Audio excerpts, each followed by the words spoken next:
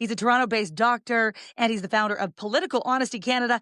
Sanchez, welcome to the show. Good to have you aboard. Thank you very much. Happy to be here. What prompted you to begin all this? Well, the United States, simply put, when they made the 51st state comments, I took that very seriously and as a threat, and I believe it's still a threat. Think they're ongoing doing it. I thought to myself, what can they do it militarily? And that's a no. That's a hard no from the Legion magazine of Canadian veterans. They went through the whole analysis and said that would just ruin the states with decades long insurgency. So they just can't hold us. So how would they do it? And it's misinformation has to be the way that they do it. And that's how they got to power. That's why how they're doing what they're doing and getting away with all the stuff that they're doing. It's misinformation. And we've just kept on seeing that grow and grow. And I felt that something needed to be done. And then when I came across an article from the Welsh proposal, then I thought we need that Canadian version of that, obviously, that respects our traditions, our history, and our culture. For the purpose of the legislation, how do you actually define what is a deliberate lie? Well, that's a very important point, probably the most important point, and the reason why some people are against it is I don't believe that intent is important whatsoever. I think that the damage of false statements is the same on our society, democracy, and sovereignty, regardless of whether the person who says it knows that it's a falsehood or not. And truly, if the politician says it and doesn't realize that it's a falsehood, I mean, that just puts them in the incompetent category, which is just as bad. But ultimately, I don't really believe in punishment. I believe in changing their behavior and protecting Canadian democracy. That's essentially what it's all about.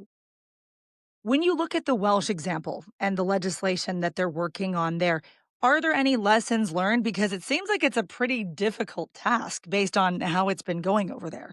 Absolutely. And part of the problem is this intent thing. In fact, in the white paper, they talk about the problem with keeping intent. And I thought they were going to go that route without using intent, using misinformation, not disinformation.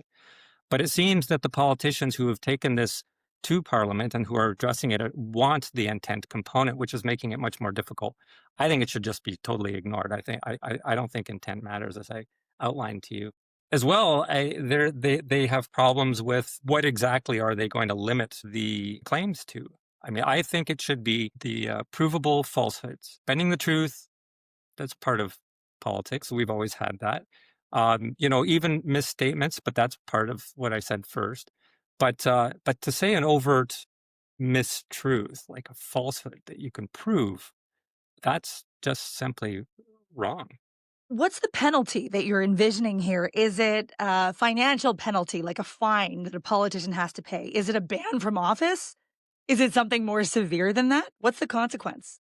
Well, in Wales, they're talking about a 2-week censure from Parliament where they can't vote in that, and I would guess that going, having longer times for people who do it repetitively, and actually that's another problem why they're having a hard time passing it now because they're talking about recall, having the members of Parliament recall. I think a better solution would be to use a component that was again in the white paper that they don't really talk about that much now is an online public forum or sorry portal where the claims of misinformation would go and then the outcomes and resolutions because just as important as finding politicians who spread misinformation are those who tell the truth, which I honestly believe are the majority. And in our system, we reward the dishonesty because it gets the press, it gets people, it motivates their base and all that stuff. But the honest politicians, there's no reward. There's no incentive to be honest. And so if we have an online platform where the honest people stand out and come election time, they can see that they were honest. They were held to task maybe 10 times and they were telling the truth all the time as opposed to mistruths. I think at election time, it would be very, very helpful. Let's talk about potential unintended consequences. Could this be weaponized by members of the opposition to attack the reigning party of the federal government because they want to go after them? So they make complaints saying this politician is lying, and then we get bogged down in complaints. Does it also risk chilling political debate because politicians are afraid of making a misstep and they say something that's wrong? So instead, they just kind of float vague promises that are non specific and less transparent. Right, and you bring up a very important point as well. It's a parliamentary privilege, is what you're talking about, is the ability to say whatever you want within Parliament, and that is not what what the petition addresses whatsoever. We're talking about statements to the public outside of the House, and the public political debate occurs in the House, so it wouldn't change at all. It would be statements from politicians to the public. Now, sure, of course, it would temper what they say, and it should, because when you say things, you can put them in ways that are not as inflammatory and just clearly incorrect.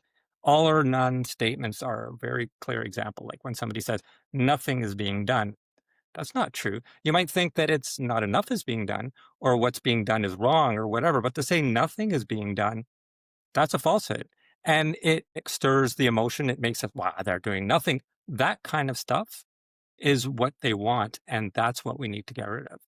Does it run the risk, though, when you have to be that careful? And again, I want to make clear I'm not endorsing politicians lying, right? It is our job as the press, as members of the media, to call them out when they come on air and make a lie. But does it run the risk of trampling freedom of speech when people are that worried and that rigid about saying something wrong?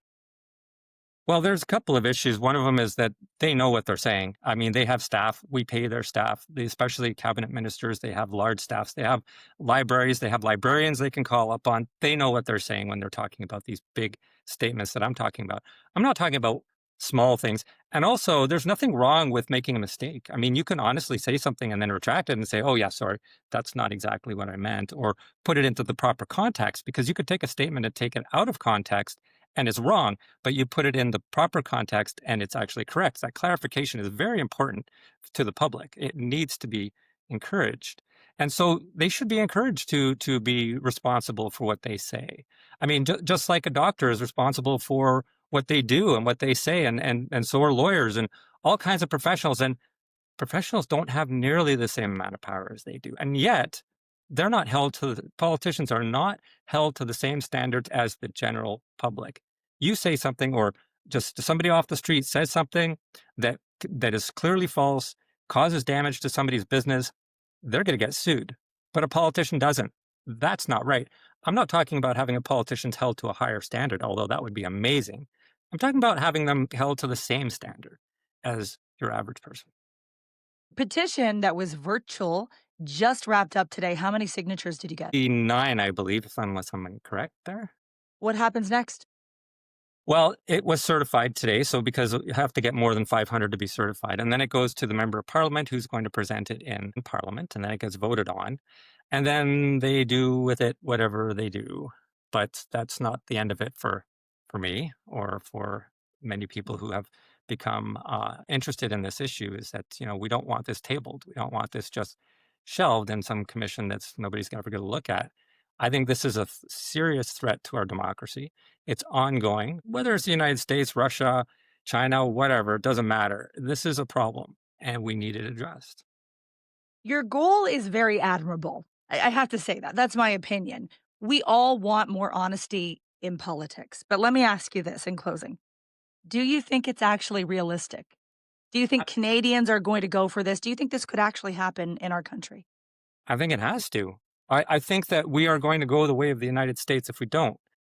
Technology has goods and bad. Right now, the bad is winning. AI is able to spread misinformation like crazy in ways that, I mean, I've seen some videos of dogs talking on the radio station, and I just know that dogs can't talk, but it looks real. So if we can create videos like that, there's going to come a time when we have to figure out who to believe and what is true. And if we allow politicians to say whatever they want, well, it's over.